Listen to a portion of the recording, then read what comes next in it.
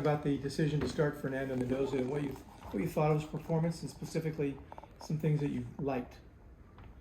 He earned the opportunity by what he's done, and also the lack of consistency we've had at the position. I thought he did a heck of a job. He did a great job. Was not perfect, but brought energy to the game. You could tell the tempo on offense was different. He made good decisions in the run game. He made good decisions in the RPO game. He threw the ball pretty well. He made some plays with his feet. Overall, I'm very pleased with what Fernando did for his first start in that environment against that defense. The offense and Fernando, I mean, they're the reason we even had a chance in the game based on what we did on defense and the kickoff team. So, I mean, I thought he did a hell of a job. Any other questions in the room? Steve? Hey, Justin, obviously you're referencing your defense did not play to the standard that you have set here. Why not? How much of that is Oregon State's offense is pretty good, and how much of it was? Well, I think the tape will tell, but at the end of the day, I mean, good God. They do a great job on offense. Jonathan and Coach Mahler and those guys, their O-line is really good. The backs are good. The receivers are fast. They use those tight ends in formation. But, I mean, I was trying to think of plays that we made on defense where we got off a block and made a tackle, or we knocked a ball down in one-on-one situation. I mean, we didn't do any of that. So we'll find out where the defenders are come next week, because boy, that was and this is not taking anything away from Oregon State, because I really do think those guys do a great job coaching, but man, that was bad defense right there by us. Any other questions in the room? Okay, we'll go back to Jeff first. Justin, obviously Jay Knott had a great first half. Carried the ball once in the third quarter, did not play again. Can you tell us what's going on with that? Re-aggravated injury. I don't have any more than that. I mean, they told me he was having a hard time in the third quarter, so that's what it was. Vadakani went off on a cart. Yep. Do you have any idea? I don't know anything about him. I don't know anything about Jack Sermon. I haven't talked to him yet. Can you talk also about Ifanse and what he gave you? That guy plays so hard. Every time he carries the ball, you just see how much will he has. What a great lesson for everybody. I mean, the entire stadium can see it. When he carries the ball, it's like he's not going to go down unless that's the absolute last resort. So, I mean, I just love the spirit he plays with and how tough he is. And hell, he's banged up too, but he's competitive, and he's got a ton of heart. And what a great example. You know, maybe there's a couple other guys on the team that could learn a lot from him.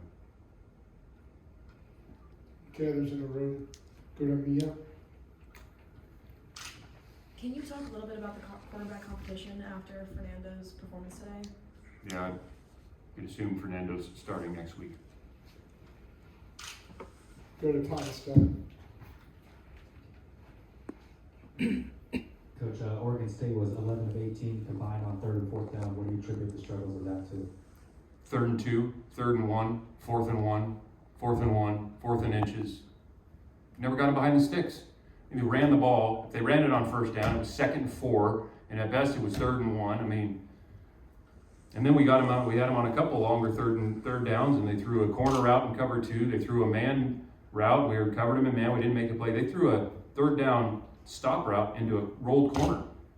And for the non-football people, when you have a rolled corner, we can't give up a stop or a hitch route. I mean, so they were ahead of the chains basically the entire day. So the other thing that contributed to that was when they start at the 50-yard line, or the plus 40, or the minus 48, or the plus 28, they're already in 4-down territory.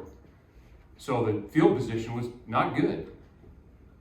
And so all those things contribute. You talked about your kickoff coverage team and their struggles tonight. Was it just Silas Bolden making plays, or what gaps did you guys not contain? Well, it was everybody, the kicker and the coverage unit. The kicker and the coverage unit, everybody's involved. We did not go into the game thinking, we're just going to kick it to Bolden on the 2-yard line. That was not practiced one time. I mean, we had meeting after meeting, and we had a number of different kicks that we were trying to employ, and the very first one, I didn't go close to where we were trying to get it to go, in all honesty. And then the ones that we tried to get that were closer in terms of the kicks, we didn't cover as well. I mean, he tracked one down off a bounce and ran it up the other sideline. I mean, so we just didn't do a good job on kickoff, flat out.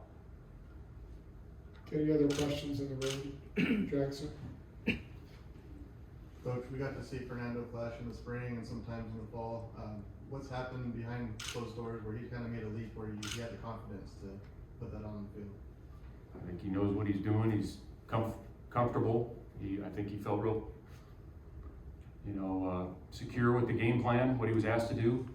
So practice, meetings, he's a young guy, so I would anticipate Fernando learning from his mistakes. I don't think Fernando is the type of guy that's going to make the same one over and over. Thank you.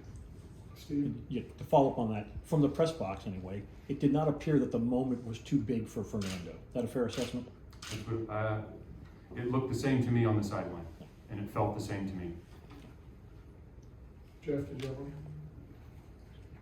Justin, obviously you're just started a really difficult stretch, 5 games in a row against ranked teams. Now you got to go to Utah. Just talk about the difficulty of going in that stadium and playing against that team. Yeah, Utah's a great team. We know they're going to be physical too. They got good players. I mean, what we got to do is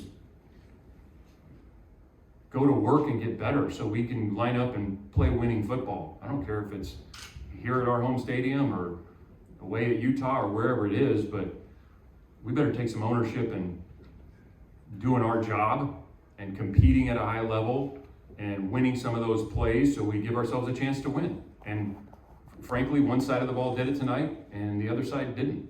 So we need to be concerned with getting ourselves ready to play and doing that at a high level. And so we can play a complete game on offense, defense, and special teams. And then, the opponent is what it is. Like, we don't set the schedule. We go play the schedule. So I know Utah's good, but we need our guys to get better and come out and compete and play like they're capable of playing. And,